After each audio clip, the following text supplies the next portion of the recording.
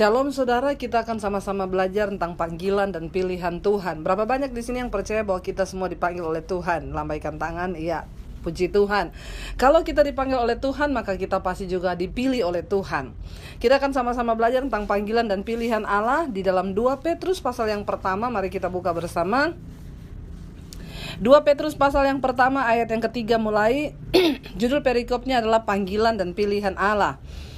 Karena kuasa ilahinya telah menganugerahkan kepada kita segala sesuatu yang berguna untuk hidup yang saleh oleh pengenalan kita akan Dia yang telah memanggil kita oleh kuasanya yang mulia dan ajaib.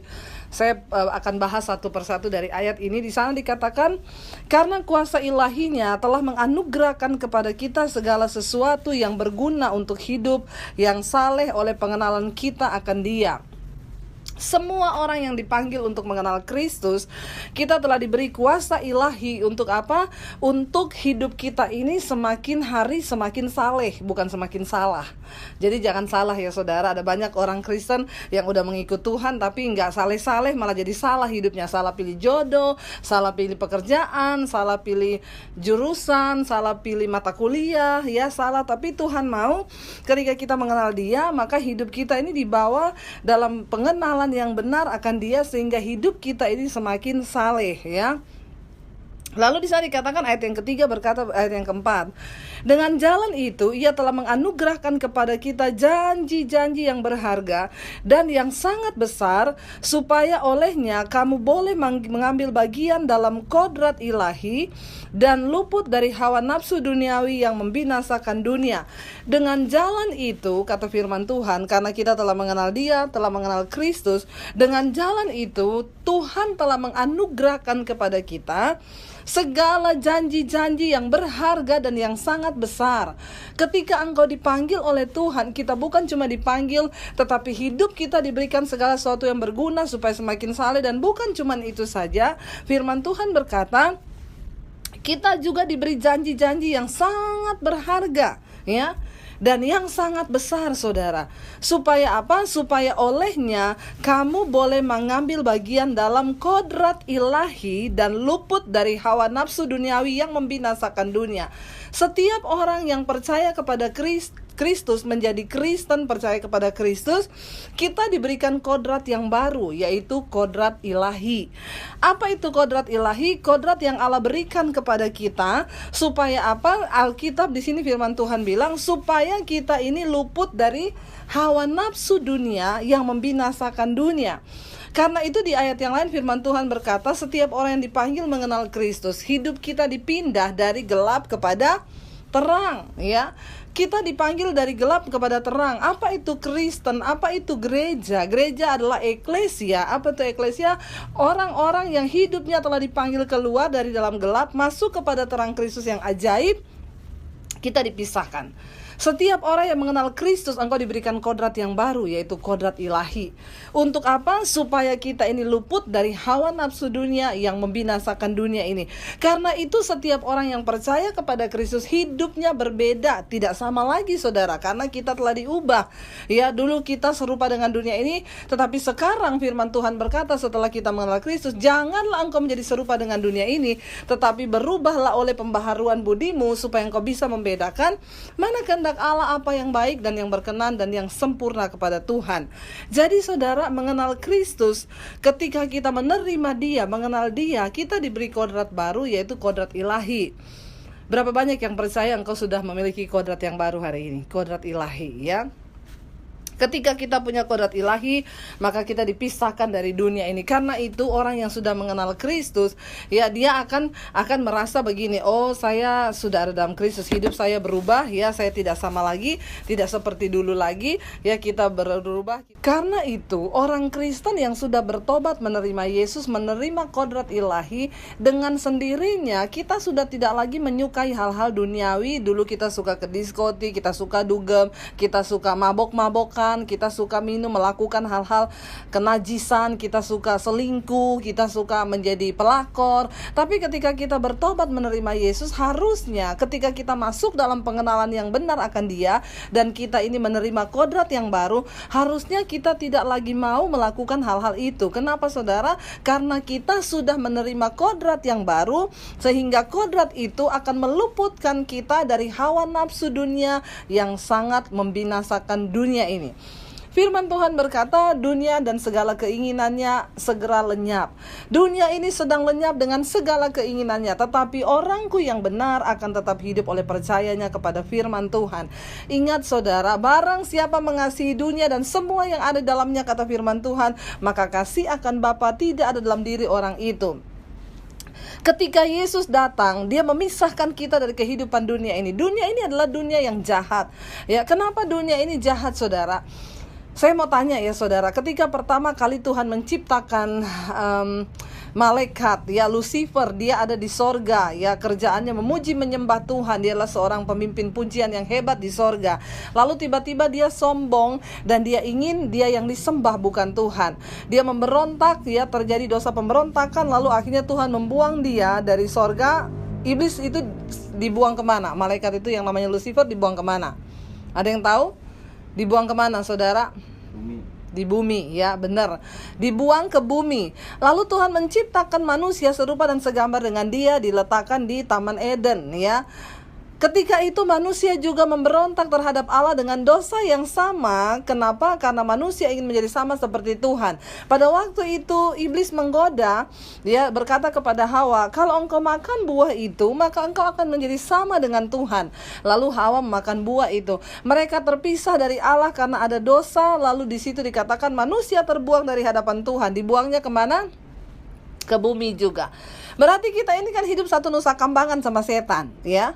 Karena itu dunia ini sudah tercemar. Ketika setan dibuang, ketika malaikat itu Lucifer dibuang dari sorga ke bumi, saudara, apa yang terjadi? Dia membangun kerajaannya di atas bumi ini. Dia membangun sistem kerajaan di atas dunia ini. Dia menguasai dunia ini. Karena itu Yesus berkata, dunia dan segala isinya ada di bawah kuasa si jahat, ya. Tetapi Yesus berkata kepada murid-muridnya, tetapi engkau bukan dari dunia, karena engkau telah menerima kodrat ilahi. Memang engkau ada di dalam dunia, tetapi engkau bukan dari dunia. Karena setiap orang yang sudah mengenal Kristus diberikan kodrat yang baru, yaitu kodrat ilahi. Kita tidak lagi menyukai hal-hal duniawi yang akan membuat kita terpisah dari Tuhan.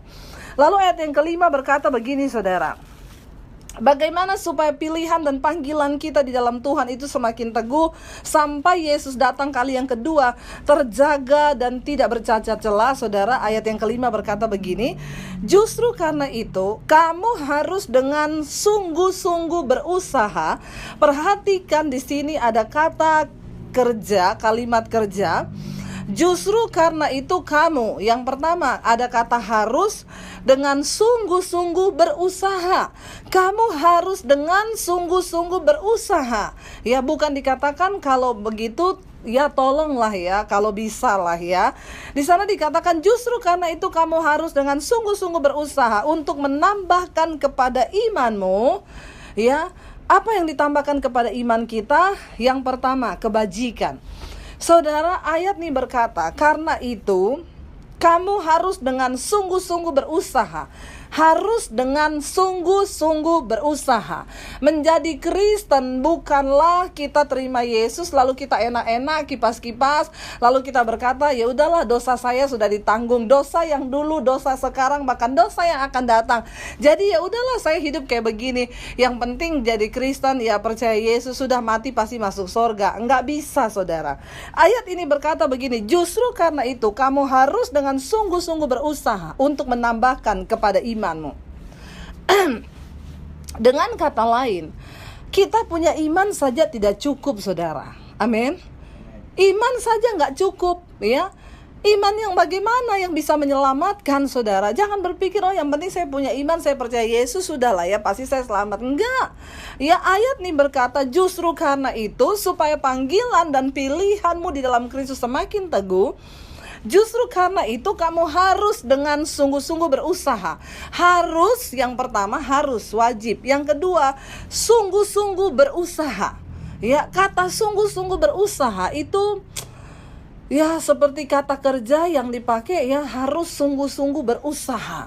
Ya, berarti sungguh-sungguh berusaha itu benar-benar ya satu kalimat yang kita nggak boleh santai, tidak boleh jadi Kristen itu hanya diam diri. Enggak, saudara. Ada yang berkata, ya mau bagaimana ya Bu, saya ini merokok sudah 30 tahun. Dari sejak saya muda saya sudah merokok. Bagaimana saya bisa melepaskan diri dari hal ini? Alkitab berkata, engkau harus sungguh-sungguh berusaha lepaskan dirimu dari ikatan rokok itu. Amin.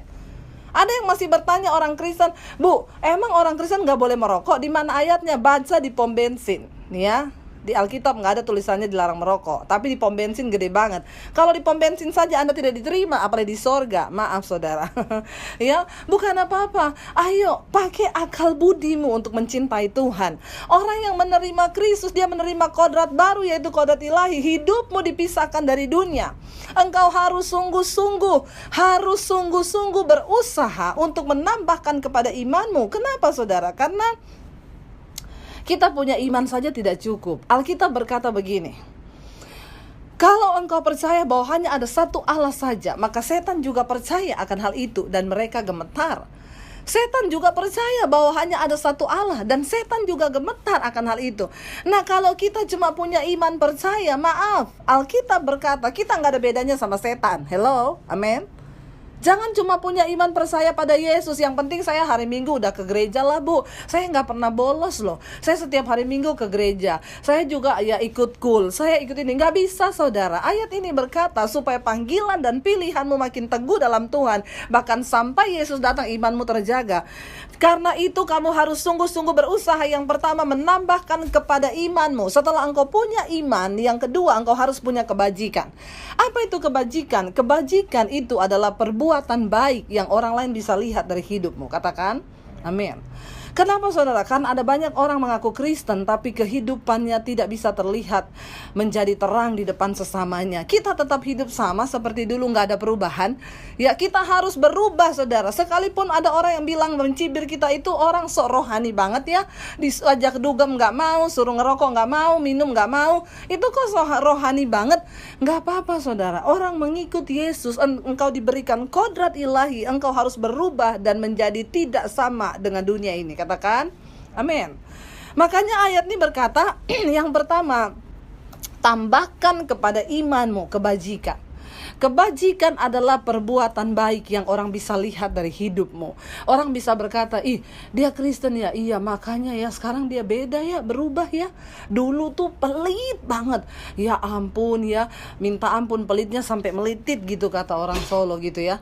Lalu saudara ya, setelah dia terima Yesus ya, sekarang kok berubah ya, orangnya jadi pemurah, jadi tukang memberi, sekarang gak pelit lagi ya. Ada perubahan yang terlihat. Dulu tukang marah loh, itu maki-maki orang, wah jagonya. Tapi sekarang setelah terima Yesus, wow luar biasa loh, nyanyi terus ya. Nggak usah lah saya pakai contoh orang lain. Saya saudara, sebelum saya mengenal Kristus, karakter saya benar-benar hancur. Tapi ketika Kristus masuk dalam hidup saya, ya Roh Kudus masuk dalam hidup saya, orang di sekeliling kita bisa melihat perubahan hidup kita. Semuanya berubah. Kenapa? Saudara ya, kenapa kita harus berubah? Karena nasibmu itu engkaulah yang buat. Dan perubahan hidup itu akan selalu mengikuti perubahan karakter. Karena itu firman ini berkata, tambahkanlah kepada imanmu kebajikan, kebaikan yang orang bisa lihat, sehingga orang bisa berkata, oh dia sekarang udah ini ya Kristen ya, iya kayaknya berubah ya hidupnya ya, nggak kayak dulu ya. Dari cara dia berpakaian, jangan engkau sebut dirimu Kristen kalau engkau berpakaian dengan tidak senonoh. Ada banyak sekarang orang Kristen ke gereja, sorry loh, kuntilanak bilang saya itu lebih kudus daripada orang Kristen, kata kuntilanak. Ya baju saya panjang sampai di bawah, bolongannya satu tok di belakang. Orang Kristen zaman now, kata kuntilanak, udah bajunya bolong di mana-mana, pendek, udah bolong lagi di mana-mana. Jadi kata kuntilanak, mau saudara, Eke bingung yang setan, Eke apa ye? Ya, kita harus berdoa loh hari-hari ini. Yuk kita tunjukkan, tambahkan kepada imanmu itu kebajikan. Apa itu kebajikan? Kebaikan yang orang lain bisa lihat. Dulu dia begini, sekarang dia begini. Dulu dia begitu, sekarang begini. Orang bisa lihat. Dulu itu sama suami istri ya, mereka tuh dulu berantem terus, ya ampun, benar-benar ribut tiap hari. Tapi sekarang kok setelah mereka menjadi Kristen, kok beda ya? Saya nggak pernah lihat mereka sekarang berantem, suami istri tuh mesra terus. Saudara, ayo tambahkan kepada imanmu kebajikan. Supaya apa? Supaya orang bisa lihat hidupmu, ya, supaya orang bisa lihat terang yang ada padamu. Bukan ya kah Yesus berkata, ya, tidak mungkin orang menyalakan pelita lalu meletakkannya di bawah gantang. Bukankah pelita itu diletakkan di atas meja atau di atas tempat yang tinggi supaya orang bisa melihat terangnya? Menjadi Kristen adalah menjadi terang. Berubahlah saudara. Tambahkan kepada imanmu, yang pertama adalah kebajikan. Yang kedua, ayat firman Tuhan ini berkata, dan kepada kebajikan tambahkan pengetahuan. Ya, orang Kristen zaman now, saudara, punya pengetahuan firman itu minim sekali. Mereka nggak pernah mengerti firman Tuhan. Masih ada orang Kristen yang bertanya sama saya, Bu, orang Kristen tuh nggak boleh cerai ya? Kenapa nggak boleh bercerai? Bu, orang Kristen tuh nggak boleh merokok ya? Bu, emang kalau kita musuhan, emang itu dosa ya? Kalau kita saudara, itu yang Rasul Paulus bilang begini, kalau dilihat dari segi usia, Anda udah berapa lama jadi Kristen? Kalau ditinjau dari segi usia, harusnya, kata Rasul Paulus, kita ini harusnya sudah jadi pengajar. Tapi boro-boro jadi pengajar, kata Rasul Paulus, asas-asas tentang kekristenan saja kita masih harus diajarkan, kata Rasul Paulus. Bagaimana kita bisa menjadi terang? Kita tidak punya pengetahuan firman, kita nggak pernah gali firman Tuhan, kita nggak pernah mau belajar, kita nggak pernah tambahkan pengetahuan. Saudara, firman Tuhan berkata, ya, punya akal budi, ya, punya pengetahuan. Apa itu pengetahuan? Takut akan Tuhan. Engkau baca firman Tuhan, logika kita, akal budi kita dilandasi sama firman, kita pasti berubah. Kita punya pengetahuan. Saya membaca kisah-kisah hidup orang-orang pintar, ya. Mereka para penemu-penemu, mereka para pembuat-pembuat sejarah di dunia, ya. Sebut namanya siapa? Thomas Alva Edison. Siapa lagi? Para orang-orang pintar. Mereka itu saudara, setiap hari membaca firman Tuhan. Dan firman Tuhan, Alkitab, itu yang menjadi landasan buat mereka untuk menemukan banyak penemuan-penemuan baru. Ya, orang-orang yang punya IQ yang tinggi, mereka setiap hari membaca firman Tuhan. Itu yang udah punya IQ tinggi loh. Kita yang punya IQ pas-pasan aja, masa gak mau baca firman Tuhan? Jadi tambahkan kepada kebajikan itu pengetahuan. Kita orang Kristen harus punya pengetahuan. Pengetahuan mana? Firman Tuhan. Ada yang bilang, oh sudah Bu, saya ini sudah baca, tiap hari nonton TV kok, banyak pengetahuan. Saya tiap hari lihat di Google. Saudara, pengetahuan yang benar itu adalah firman Tuhan. Ketika engkau mengetahui firman Tuhan, Tuhan akan bukakan banyak rahasia kehidupan dalam hidup ini, sehingga kita menjadi orang yang lebih bijaksana. Kita tidak salah melangkah, kita nggak salah pilih jodoh, kita nggak salah melakukan banyak hal dalam hidup ini. Lalu ayat ini berkata, dan kepada pengetahuan tambahkan apa? Penguasaan diri. Orang kalau nggak punya penguasaan diri, bahaya dalam segala hal. Khususnya buat ibu-ibu ini ya, yang suka shopping ya, dibutuhkan penguasaan diri ya. Kenapa? Penguasaan diri, ingat saudara, harta, uang, kekayaan yang hari ini ada di tanganmu itu bukan milikmu loh. Itu hanya titipan Tuhan. Dan Tuhan mau hidup kita ini boleh menjadi kepanjangan tangannya untuk memperlebar kerajaannya di dunia ini. Jadi milikilah penguasaan diri. Kenapa? Karena kalau kita ngikuti kemauan kita terus, apa yang kita mau kita ikutin terus, kita nih manusia gak akan pernah ada puasnya loh. Kita ngikutin sesuatu. Survei membuktikan sesuatu yang kita pengen banget itu cuma dalam waktu beberapa bulan saja kita juga udah bosan. Namanya juga kita manusia. Karena itu berdoa. Makanya Rasul Paulus berkata begini, aku melatih tubuhku dan menguasainya seluruhnya. Supaya apa? Jangan setelah aku memberitakan Injil aku ditolak sama Tuhan. Mari kita semua punya penguasaan diri. Di dalam rumah tangga, suami istri, kita berdoa kita punya penguasaan diri. Waktu berantem jangan ada perkataan yang kotor, jangan ada perkataan ya saling maki ya atau ngomong apa. Kita berdoa ya supaya Tuhan berikan kita penguasaan diri. Waktu mau marah ya berdoalah ya kita, Tuhan aduh ya saya mau marah Tuhan dalam nama Yesus. Berdoa saudara ya. Saya dengan suami saya kita punya satu komitmen berantem itu nggak lama-lama gitu ya. Pokoknya kalau bisa 5 menit aja cukup. Tapi memang berat ketika pertama menjalani itu ya. Masih jatuh bangun juga. Tetapi ketika kita rindu minta sama Tuhan, berdoa, ya Tuhan beri itu. Sekarang malah saya merasa kita hampir nggak pernah berantem. Ya saya jarang berantem. Kenapa? Karena Tuhan yang memberikan kita penguasaan diri. Semakin kita dekat sama Tuhan, kita semakin diberikan kekuasaan. Saudara, penguasaan diri itu tidak datang dengan sendirinya. Kita nggak bisa berdoa dalam nama Yesus, aku menguasai diri. Enggak. Penguasaan diri itu dilatih, saudara ya. Waktu kita berdoa, Tuhan, saya nggak pengen jadi orang yang marah-marah. Tolong Tuhan ubah saya. Ini pengalaman saya dulu. Saya berdoa, Tuhan ubah saya nggak mau jadi orang yang marah-marah. Saya malah dipertemukan dengan orang yang bikin saya marah tiap hari. Tapi waktu saya mau marah, Roh Kudus ingetin, ingat kamu kan berdoa minta penguasaan diri supaya kamu gak marah-marah. Ini ujian ya. Makanya saudara, firman Tuhan berkata, di dalam tinggal tenang terletak kekuatanmu. Saya belajar untuk tenang. Lalu ketika saya belajar latihan ya, lalu sekarang saya menjadi orang yang lebih sabar ya. Tambahkan penguasaan diri saudara dalam hidup kita.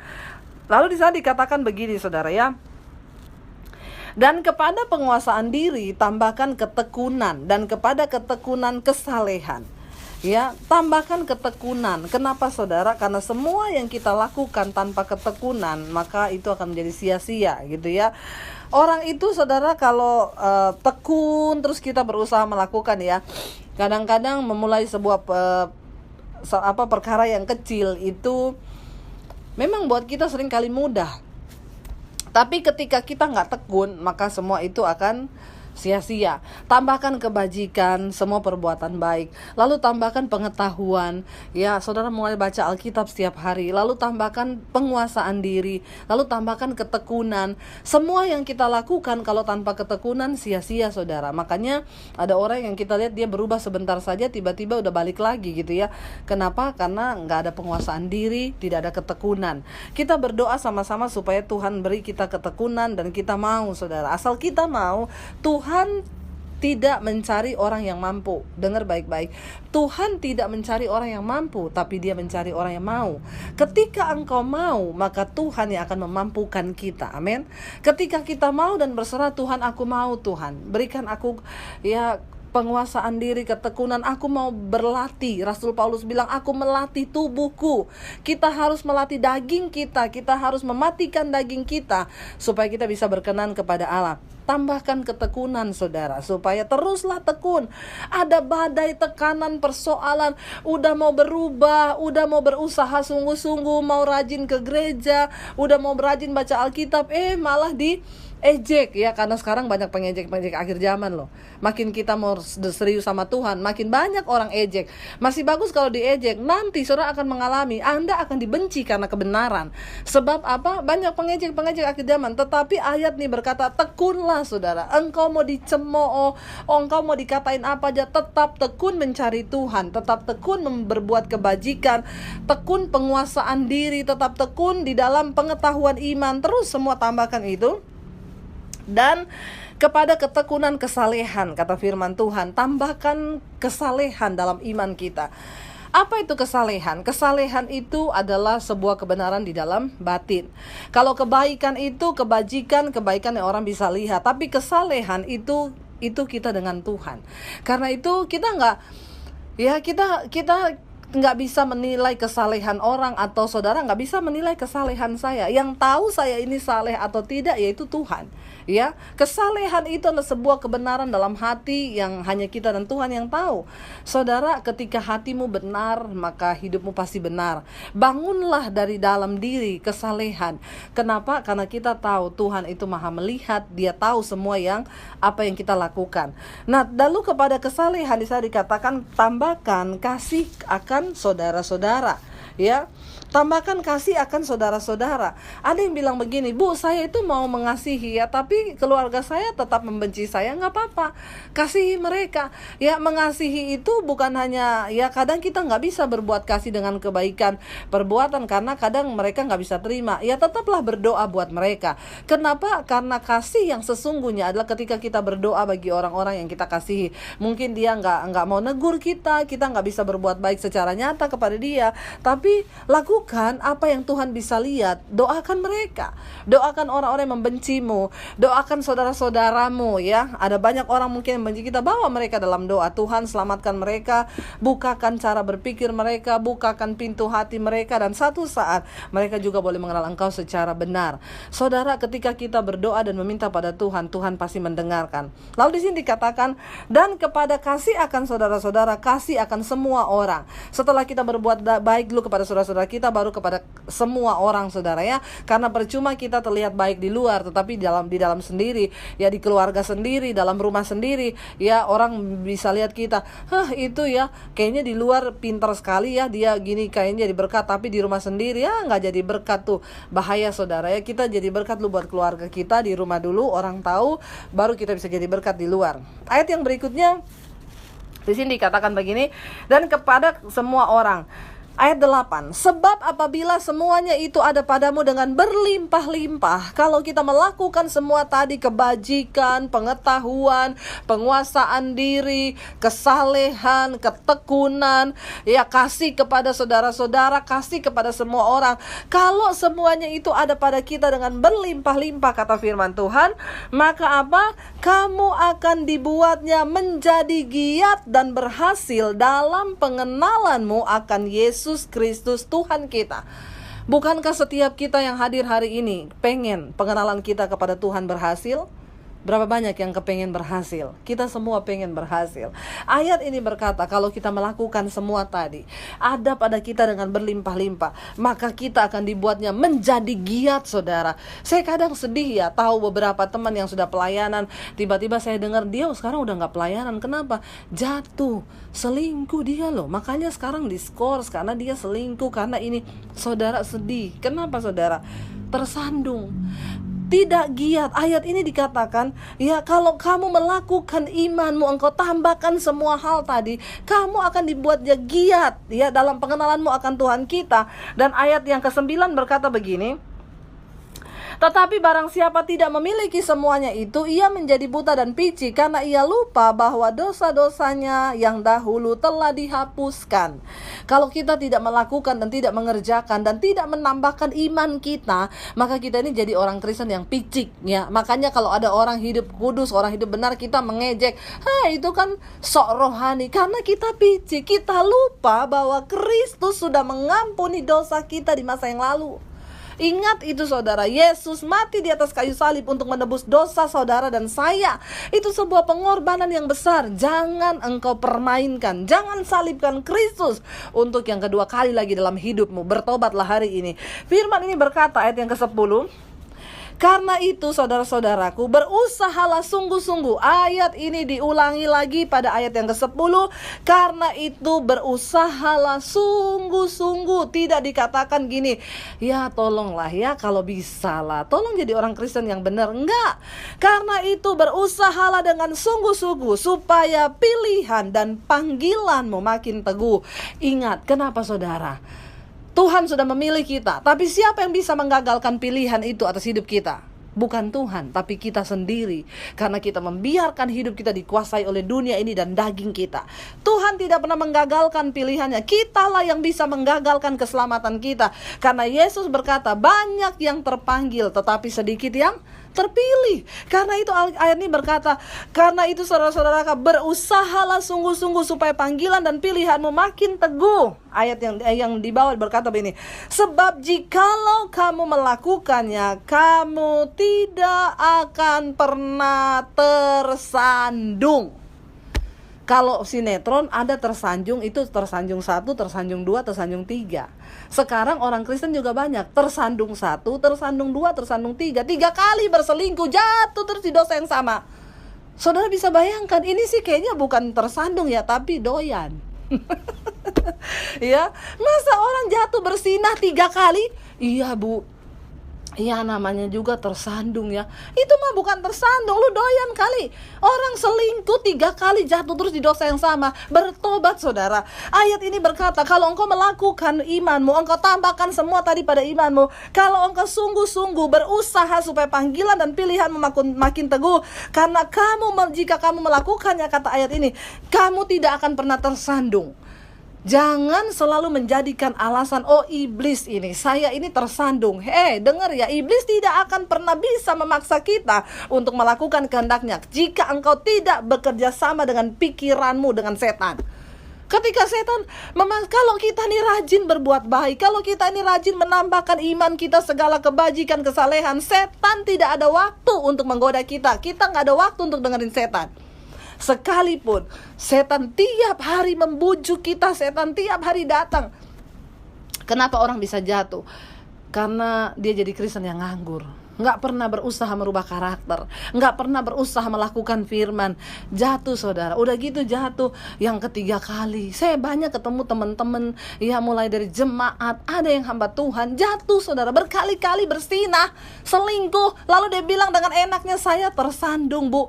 Tersandung apanya? Emang ini sinetron, tersanjung 1, tersanjung 2, tersanjung 3. Tobat saudara ya. Ayat ini bilang kalau kita melakukannya, kita nggak akan pernah tersandung. Bangkit hari ini saudara, katakan, Tuhan aku mau bertobat, aku mau kembali supaya panggilan dan pilihanku teguh di dalam Engkau. Karena kami percaya Tuhan, Engkau tidak pernah menggagalkan keselamatan kami, tapi kamilah yang bisa menggagalkan karena kami ikuti daging kami. Kami berdoa hari ini saudara, Engkau yang lagi terpuruk hari ini, dimanapun saudara juga mungkin berada ya, yang sedang mendengarkan tayangan khotbah saya ini, engkau mungkin sedang jatuh dalam kenajisan, engkau terpuruk, engkau selingkuh. Hari ini bangkit karena Yesus mengasihimu. Hari ini kalau engkau lagi berkata, saya terikat rokok bu 30 tahun dan gak bisa lepas. Engkau lupa, Alkitab berkata, sudah lupa engkau, roh yang ada di dalam dirimu itu lebih besar dari segala roh yang ada dalam dunia ini. Gak mungkin Roh Kudus tidak bisa melepaskan engkau dari rokok. Itu perkara yang kecil. Atau hari ini engkau berkata, Tuhan, aku orang yang kepahitan bu, puluhan tahun aku menyimpan kepahitan. Kalau engkau tidak bisa mengampuni dosa saudaramu, maka Tuhan juga tidak akan mengampunimu. Hari ini ambil tindakan, aku mau lepaskan pengampunan supaya hidupmu bahagia. Saudara, mari kita berdoa supaya panggilan dan pilihan kita teguh di dalam Kristus. Saya percaya ketika kita mau melakukannya, ayat ini berkata, engkau akan dibuat berhasil dalam pengenalanmu akan Yesus Kristus Tuhan kita. Bukankah ini yang kita rindukan? Dan bukan cuma itu, kita tidak akan pernah tersandung. Mari kita buka hati kita berdoa. Bapa, kami berdoa hari ini, bahkan hamba berdoa buat semua yang mendengarkan khotbah hari ini, dimanapun berada. Tuhan berikan kami kekuatan. Kami mau bertobat. Kami mau kembali kepada jalan-Mu Tuhan. Bahkan kami mau kembali kepada panggilan dan pilihan kami di dalam Kristus. Supaya Engkau Tuhan yang meneguhkan kami. Kami mohon ampun Tuhan, karena kami tahu kamilah yang bisa membatalkan keselamatan itu, karena kami mau mengikuti daging kami. Karena firman-Mu berkata, bukan setiap orang yang berseru padaku Tuhan, Tuhan akan masuk dalam kerajaan sorga, tapi mereka melakukan kehendak Bapa. Kami mau melakukan kehendak-Mu Tuhan. Ampuni kami segala keterikatan yang mengikat kami hari ini di dalam nama Yesus. Lepaskan Tuhan.